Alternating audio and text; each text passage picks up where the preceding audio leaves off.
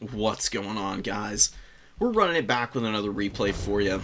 Beastmen versus Norska. Norska is a faction that can definitely take the Beastmen to task. They've got a pretty nice battle line with their Marauders and Berserkers. Marauder champions can also be pretty challenging for the Beastmen to deal with sometimes. Skin Wolves and the Norskan mobility is where the big money is oftentimes. Skin Wolves trade very well into Centigors with a little bit of support. Norskan Ice Wolves are an excellent unit to facilitate those trades. They just close the gap with their 95 speed, they get the Frostbite going, and then there's really no escaping from those kinds of fights. It's a very straightforward combination, and, you know, it's kind of one of the reasons the Norskans are so effective in domination mode, right? They just are able to throw forward, you know, good chaff with decent cap weight. As well as having strong mobility options who can get some significant value just by taking the kinds of fights that your opponent would otherwise be salivating over, you know, because typically Beastmen, Centigors are just a very difficult unit to wrangle. I mean, they're incredibly quick, they've got good leadership, they've got perfect vigor as well, which means they've always got the 92 speed unless they're being slowed. Usually they're able to disengage at will. Norska being able to punish that is really where the money is had. So, kind of in keeping that in mind, what I'm really trying to do here is be a little bit patient. I'm not looking to overpress against Norska right now. I've actually got my Ungol Raiders in a fairly good position right now. They're just poking away at the Marauder Hunter Javelins, who are getting punished pretty badly right now. They've only gotten 18 value. They were looking to get some damage off on Torox. My opponent used the Hunter of Champions here, lowering the armor and the speed, and of course the melee defense down to 7, which is pretty brutal. But it does put them in the position where they have to survive this withering focus fire from one of the best, like, low-tier units in the game. I call them low-tier. Just looking at an Ungol Raider unit on paper, you're just wondering what the point of them is. They really don't seem like an exceptionally powerful unit, but their uptrade potential is incredible for the Beastmen. They just pound away, and they fire very quickly. Every 8 seconds, they're firing a volley off. What that typically means is that they can just outtrade Skirmish Cav, who do usually have slightly slower reload times. Marauder Horsemasters are a little bit different, but these Ungol Raiders do have a significant ranged advantage. Overpressing a little bit with them here. I don't have these guys on guard mode. I just forgot to turn it on. And I'm constantly like microing them back and forth as they scoot a little too far forward. You know, not really in position right now to punish the Horsemasters who are firing in here, but now we're going to be turning around trying to get a volley off. The Cold Voider does land in here, though, and is making some problems for me. Not a particularly easy unit to break down either. A lot of HP, pretty quick, and does have some very nasty abilities with the Chilling Aura, Frostbite, which do stack as slows. And the breath attacks are pretty gnarly as well. Torox taking a fight against Wulfric again, getting staggered by the attacks that Wulfric's throwing out here. Dives into Wulfric and gets pincushioned by the Marauder Horsemasters. As a result, some serious damage coming down on my poor lord, who's taking himself down to less than half HP here. Definitely need to find a little bit better of a situation for him. Can't really afford to lose your lords as Beastmen. They just don't have good enough leadership to be able to survive stuff like that. I am going to be pulling out here. Hunter of Champions comes out, lowers that armor, and now you can see Torox starting to take some real punishing fire from these guys. But it is occupying the attention and time of these Horsemasters, right? In the process of him chipping my lord down this much, I've kind of won all of the infantry engagements. He has basically nothing left on the field outside of these two spearmen and now some Marauder great weapons. And this is all well and good, like summoning out Marauders. You don't need anything too crazy against the Beastmen, typically. You gotta be careful of stuff like Goreherd and even Zangors. I mean, Zangors are just so rock solid as a defensive infantry unit. They've got the Protoss shields, which means that they can hold up against shock damage and missiles pretty nicely on top of a silver shield. They do get Arcane Charge, which increases their weapon strength, and with solid melee defense and okay melee attack. Oftentimes they're able to munch through multiple Marauder waves. And I do still have quite a few healthy Zangors here, which is going to give me a little bit of an edge as we move into the second stage of the game. You might think I'm down significantly, but, I mean, the fact that Torox is basically dead, he costs 1,900 gold with what he's got, toolkit-wise. That's accounting for a big proportion of my opponent's value, as well as killing this Minotaur, but he didn't really even get to trade well into it, right? I mean, they still got a little bit of value, like 700, you know, about 500 off from paying for themselves, which isn't great, but also not terrible. The Skinwolves, they're down to 14 models. They're running away now. This Marauder that was over here supporting as well is also pretty beaten up. And my opponent overpressing into my back line a little bit, using the Marauder Horsemasters to get up into the secondary, trying to charge down the Ungor Raiders is really not paying off for him currently. One of my units is safe and just plinking away with the bows, doing some pretty significant damage to the Horsemaster on the opposite side of the field here. They're just getting wrecked by the bowfire, dude. It's so nice having a unit that can actually punish from decently long range, right? You know, typically I play Khorne. That's my main faction. And Khorne doesn't really have anything quite like this, you know? Having some bowmen, especially bowmen with Stalk and ITP when they've got their Primal Fury up. I mean, they've got Stalk independently of Primal Fury, but the ITP makes it so that they're pretty unlikely to tear route at bad moments. They can actually stick in and be a roadblock for enemy cavalry and even big monsters trying to dive on them. You can then rally up your Centigors and your throwing axes and whatever else, like Minotaurs and Lords, to then go in and like pummel these very expensive units. Really nice Traderkin goes down, punishing a huge blob of Norskins, hitting the Ice Wolves, Wolfric, and the Cold Voider there. Definitely helping me out pretty tremendously. It's just such an effective spell, man. I've popped it 3 times now, and I've got about 800 value on him, which is pretty much paying for himself. Brace Shamans are 900 gold with this toolkit here. Even cheaper if you don't bring Bestial Surge. I didn't need the lore passive since I'm not proccing this too terribly often, but it does lower vigor a little bit. You know, why not? Since it costs 11 Winds of Magic, you'll get a decent number of them out during the course of a game. I think you're usually going to get like 7 or 8 of these at the very least. I think you get 100 magic overall. I actually need to check that. I actually don't remember off the top of my head right now.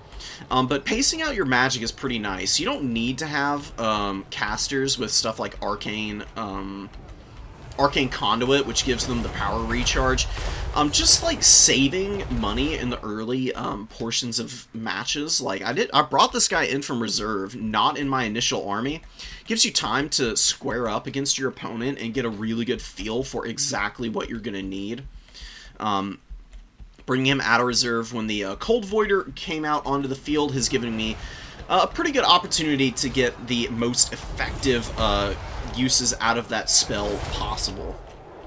Centigors here. Melee Centigors going to be screening out the Ice Wolves here with the help of the Groghooves. Groghooves, an amazing unit.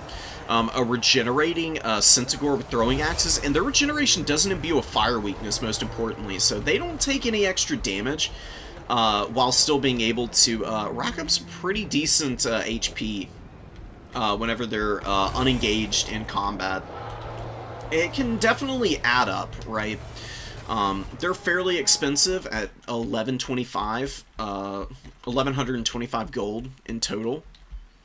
When it comes to cost, they're a little expensive. As long as you don't YOLO these guys into bad fights, though, their melee attack and melee defense is pretty damn good as an ROR, right?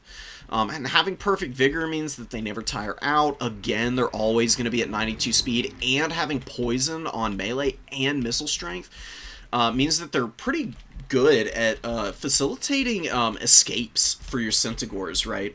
Centigors can get caught by stuff like Marauder Horsemasters. These guys have 90 speed, so they can make it a little difficult for you to catch them or to escape from them if your opponent's on the hunt, right? The poison is really all you need to make it more likely that you're able to escape, and then you can just swarm with better numbers of Centigors, right? Like, I've got the Sons of Goros out here, we've got a standard Centigor here, we've got these Sons of Goros, and the Grog Hooves moving across together to get after the Skin Wolves, and the Ice Wolves here. One more Centigor throwing axe pulling out of combat, trying to avoid any unnecessary damage. They were fighting an awful lot up here. They charged down this Marauder Great Weapon, and then needed to pull out of combat as the Skin Wolves and Ice Wolves were trying to close the gap. And I actually pulled the Norskins into a nice little trap for me, and now I've got the mobility edge here, and we're reasonably close on value, right? Opponent up by about 800, which, you know, looking at the state of the battlefield, seems about right. I've definitely taken the worst of it on Torox. He gets another Spirit Leech thrown down on him by the Shaman Sorcerer of Death. This guy did get compromised by the Korngors and some Centis for a moment. But he has he did squeak away. He rallied on the edge of the map. I should have chased him off. And Torox is going to go right back to the woods. He doesn't want to be getting hit by that again, and taking advantage of the fact that he can hide in forests is actually really important. Because on 400 HP, one more Spirit Leech and he'll actually be dead, which would be pretty catastrophic for leadership. Beastmen very reliant on Primal Fury means that you definitely don't want to be taking minus 16 leadership malice in the mid-game like this, when values are still relatively close, and you just need, like, solid series of decisive engagements to close a game out. Trying to be as careful as possible. Beautiful Fate of Buna on the Grog Hooves. They were doing great, but they were about half HP, and Buna just basically one-shots them, unfortunately. One guy squeaks away with 6 HP. Actually kind of brutal for me, because they don't go back into the pool until they're totally off the map. Luckily, Battle for It is fairly small, and that guy's going to be, you know, hoofing it to the edge, right? 92, or I guess 84 speed, since he's lost the benefit of Primal Fury there. Nothing too terrible, though. He'll go back into the pool, and I'll be summoning those bad boys back out ASAP. They are great in the late game. They'll be able to finish off the Cold Voider. They would have been able to finish off Wolfric, but my caster is able to do that. I just popped the Traderkin there just to kill him while my opponent was being a little too incautious with him. Wolfric also should have been hiding in the forest. My opponent makes a big mistake keeping him out there, and now he's going to be suffering the leadership penalty. A minus 16 against the Beastman is rough, dude, because Beastman with the mobility very often getting rear charges, which is another huge leadership penalty. Minus 14.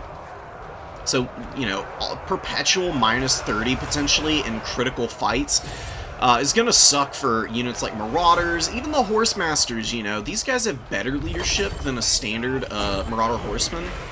But it's only about, what is it, 6? Yeah, it's only 6 more leadership at base, which does leave them very vulnerable in mid-game situations like this if you do end up on the back foot with the leadership situation getting a little bit dire because of your Lord going down.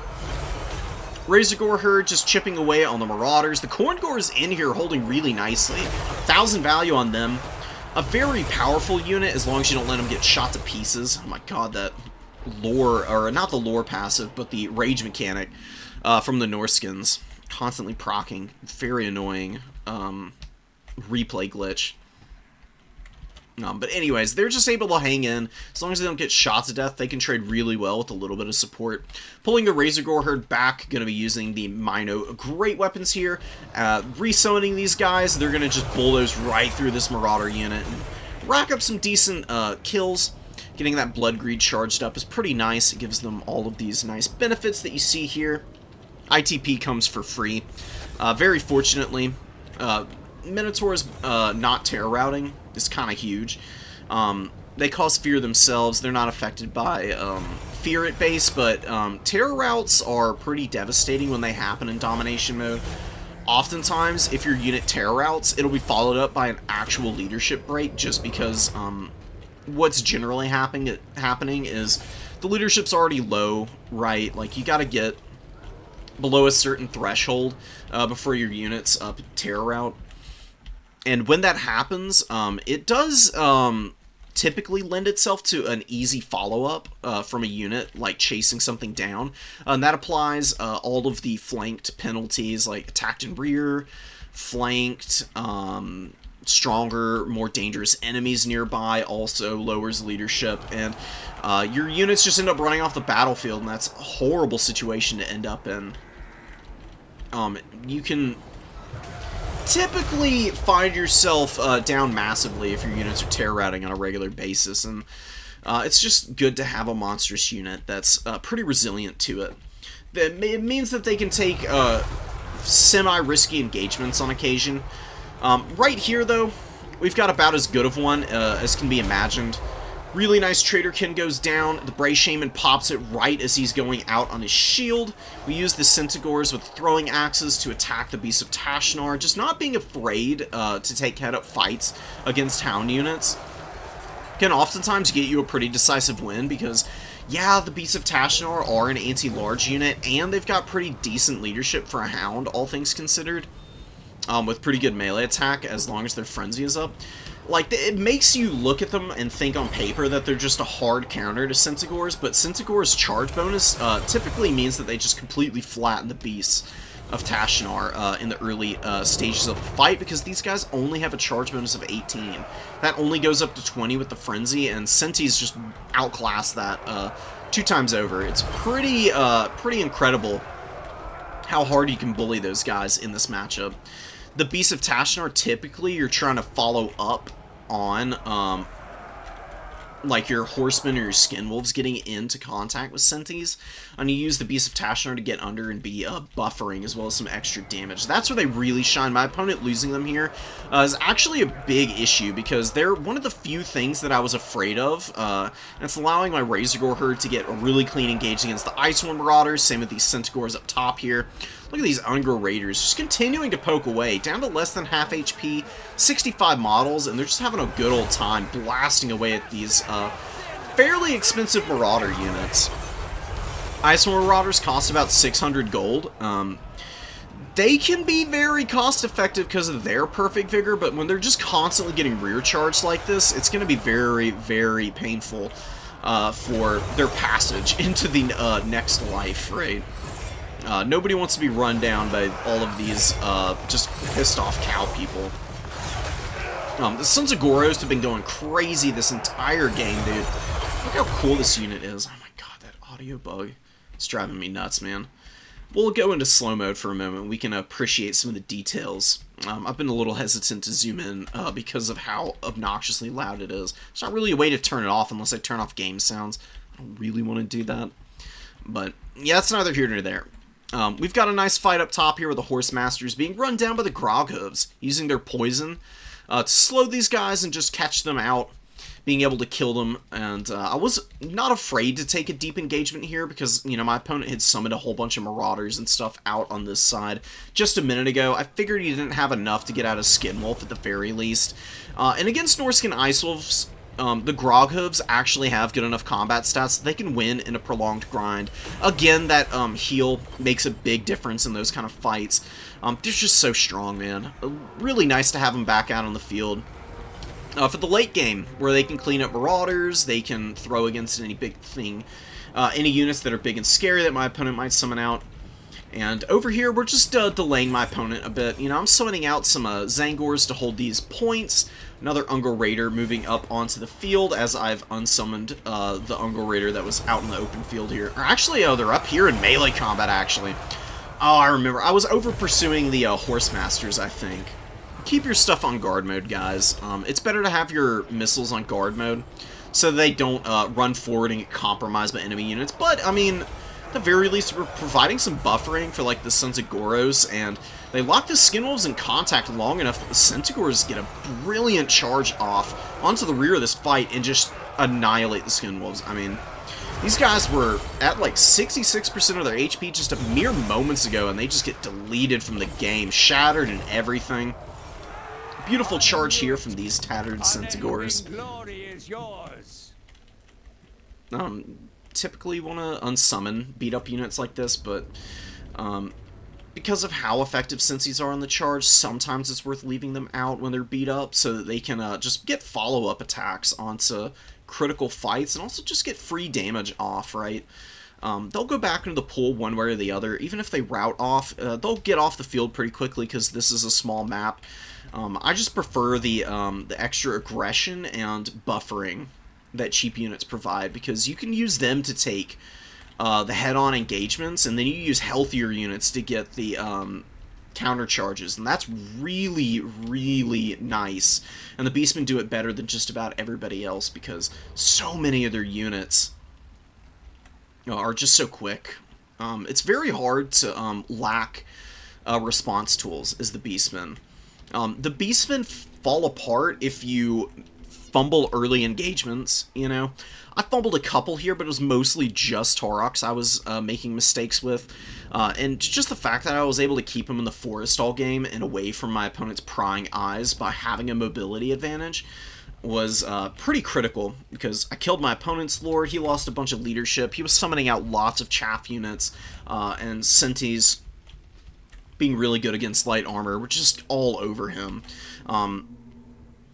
This is a match, I would say, that more than anything exemplifies exactly why it is that Beastmen are so high up on the rankings and have such a good win rate on Total Tavern currently.